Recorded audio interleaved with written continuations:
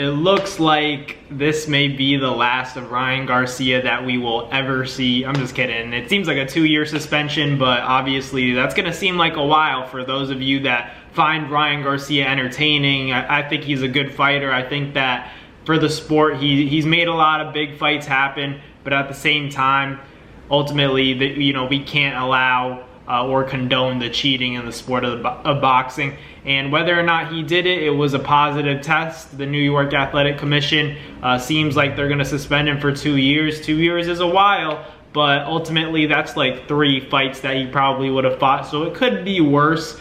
Ultimately, Devin Haney, it seems that he's going to get the overturned decision win and a disqualification win, basically. But obviously, he's talked about the rematch. He put out a tweet saying, in 2 years, when Ryan Garcia has served his suspension, then we can fight again. So he's open to it, but we'll see what happens when it actually goes down 2 years from now. So in terms of the Ryan Garcia suspension, how do we feel about that? Ultimately, 2 years is a while. I was expecting more so like 8 months, something like that, but you know how fighters don't really fight within that time span these days. It's not like fighters are fighting once every 3 months, so that if that was the case, an 8-month suspension would be appropriate, but for this, they've chosen 2 years, so that could have been like 2 or 3 fights that Ryan could have fought within those 2 years. But I don't know what to think of it, because I do think that Ryan Garcia,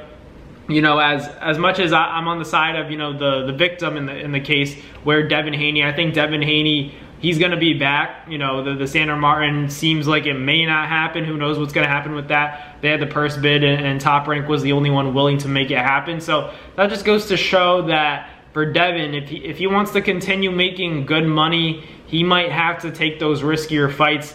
And honestly, the riskier fights entail, guys like Isaac Cruz, guys like maybe Rolly Romero, big punchers that, I would expect Devin Haney to beat them, but it's all about how he's recovered from the beating that he took against Ryan Garcia. I'm not going to say that he lost to Ryan, because obviously seems like, that's pending, and it may get overturned. So I don't want to say Devin Haney took an L against Ryan Garcia, even though, who knows what would happen in a rematch. I do think that Ryan Garcia's left hook, it's been special, it's been strong. Devin was still getting hit with it. So yeah, as much as I think that, Ryan Garcia should be facing consequences, there were still mistakes that Devin Haney made against Ryan Garcia that I think he has to, sharpen up and close up those holes, because a lot of offensive fighters, guys like Isaac Cruz, they throw big shots like that as well. But guys don't really have the height, the speed, and the pure talent that Ryan Garcia has. So that's why I still think Devin Haney should have his name in the conversation, and I think he still is, for me at least, in the conversation for the top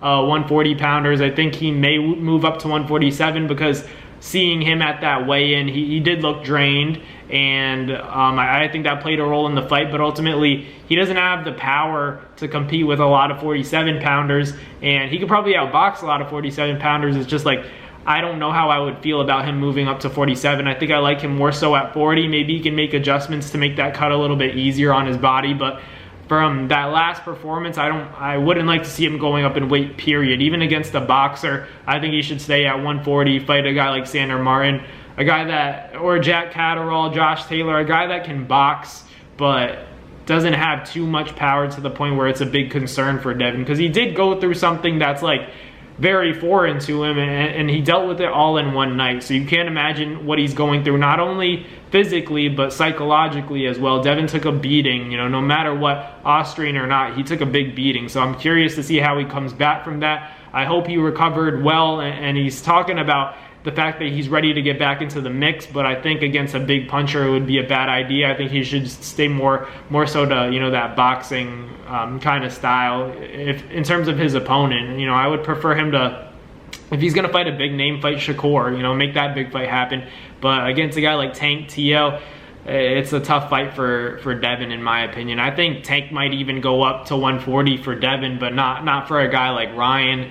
Because Ryan Garcia seems like when he's really heavy, he's really strong. So, and I understand that if you're a guy like Tank's little, so I wouldn't, that's a big advantage as well. But I think against Devin, he's inevitably going to feel less threatened by that power. We saw what Tank did to Frank Martin. You know, that constant pressure. If you don't have something for him, you're going to be in trouble. But I would say that Devin's definitely a better boxer than Frank Martin, and that's a good fight as well in the future. Frank Martin and Devin Haney, if they want to make that fight happen at 140, I think Frank Martin's outgrown 35, so why not maybe fight Devin? I think Devin would be open to that fight, and then maybe that sets up a Tank fight. Who knows?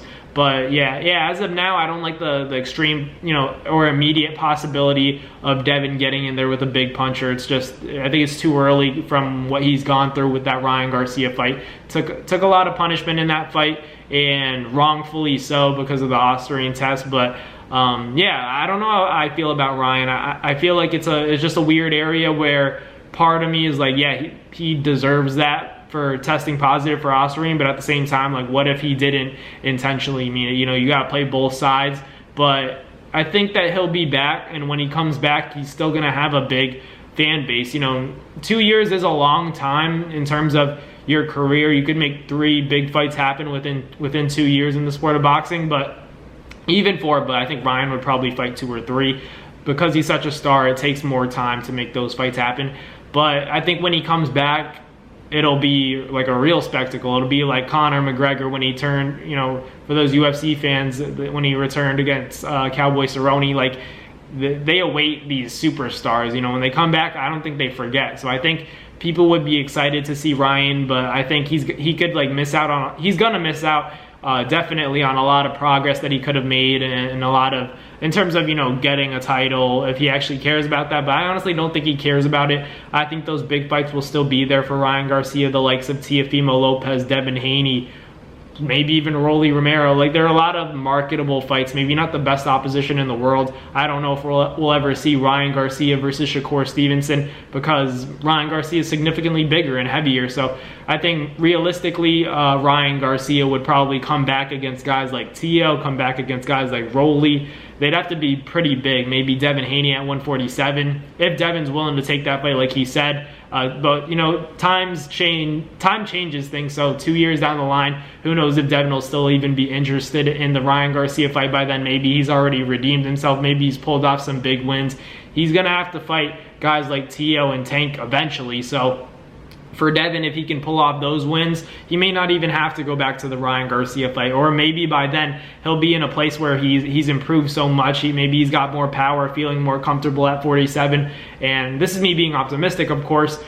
But, you know, if that is the best case scenario for him, and if it goes that way, then maybe we won't see the rematch. But I would like to see it. I would like to see Devin, because ultimately, like I always say, boxing fans won't let you get away with just walking out with a disqualification win. I think we all want to see Devin Haney get his revenge back in blood, and if he doesn't do it in the ring, I feel like there's only so much respect we can give him for getting a disqualification win. And it's fine, you know, but he can't, it's always going to be unfinished business. I feel like there's always going to be unfinished business with Ryan Garcia and Devin Haney. If Ryan gets suspended and then for 2 years Devin Haney, you know, goes on a run and Ryan comes back, I still think that Devin may have to fight Ryan just to like clear that up, because a lot of people are still going to be skeptical on whether or not he could actually beat Ryan because of how the first fight took place, whether it was, you know, impacted by the Austrian or not. You know how boxing fans are, they still want to see it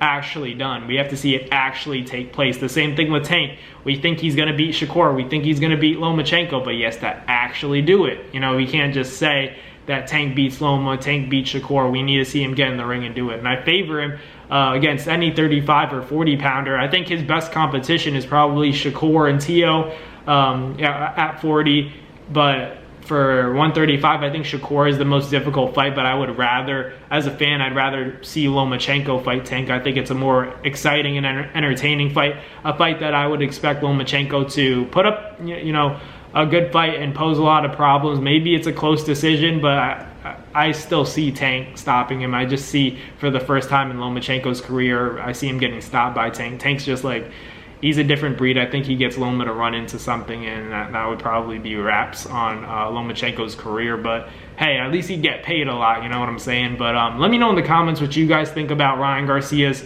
2-year suspension. That seems like it's, you know, that's going to be the case from the New York Athletic Commission, the verdict. So let me know in the comments, do you guys feel like it's the right punishment, the right consequence for Ryan Garcia, or do you think they were too harsh? I think a positive test is a positive test, but you know, the consequences are there for him, and when he comes back, I still think that he'll be a big star personally. But let me know in the comments what you guys think. Thank you guys for watching today's video. Like, comment, and subscribe. And as always, I'll catch you guys on the next one. Peace. That's going to do it for another NASFIGHT Media video, guys. Thank you guys so much for watching. It's been your boy, Matt Nabong, with another video. Hope you guys enjoyed it all. Thank you guys for the constant support. Salute to y'all always. It's been your boy.